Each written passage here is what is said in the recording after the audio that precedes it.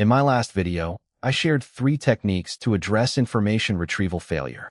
The stop and think pause, the information check rule, the think in reverse method. But I wanted to come up with a few more, different angles, different approaches. Because I think the more tools I have, the better chance I have of actually changing the pattern. So today, I want to share 3 new techniques. They're different from the first set. They approach the problem from different angles. Technique 1, the externalized method. This one is about getting the decision out of your head. Because when things stay in your head, they stay fuzzy. They stay abstract. They stay easy to ignore. The idea is simple. Instead of keeping the decision in your mind, you externalize it. You say it out loud. You write it down. You physically engage with it. The goal is to make the decision more concrete, more real, and harder to ignore. If I had said out loud, "I'm leaving this duck outside so my parent can have some later," I might have paused and thought, wait, my parent doesn't even like duck. Because hearing it out loud activates different parts of your brain. It forces you to process the information differently. It makes the missing information harder to ignore. This technique works because your brain processes information differently when it's outside your head. Speaking uses different neural pathways than thinking. Writing uses different pathways than speaking. Physical action uses different pathways than writing. So when you externalize, you're giving your brain multiple chances to surface the information it's been hiding.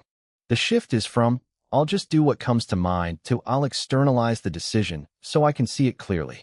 This one is about changing your environment. Because memory is context dependent, the information you need is often tied to the context where you learned it. If you're in the wrong context, you can't access it. When you're stuck in a decision, your brain is often locked in a particular mental state. You're looking at the same thing, thinking the same thoughts, and getting the same result. You can't retrieve the information because you're stuck in a loop.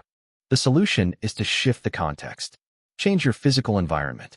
Stand up, walk around, look out a window, change rooms, or change your mental context. Ask yourself a different question. Approach the decision from a different angle. Say the situation out loud. For the duck situation, if I had stepped away from the counter and looked at the fridge, I might have thought, wait, maybe I should put this away instead of leaving it out. Just that small physical shift could have triggered the missing information. The shift is from, "I'll decide here and now," to, "I'll give my brain a fresh angle." Technique 3, the reverse the assumption rule. This one is about challenging your first thought. Because your first thought is often the easiest one, not the best one.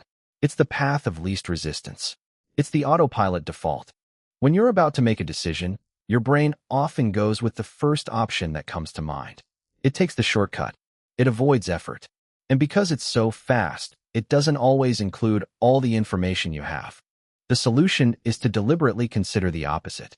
Force yourself to think about the reverse of your initial assumption. What if the opposite is actually the right choice? What information supports the opposite? What information are you ignoring by going with your first thought? For the duck situation, my initial assumption was, leave the duck out so my parent can have some. The opposite would be, put it in the fridge. When I consider the opposite, I start thinking, why would I put it in the fridge? And that surfaces, because it's hot, because food spoils, because my parent might not even want it. That's when the missing information surfaces.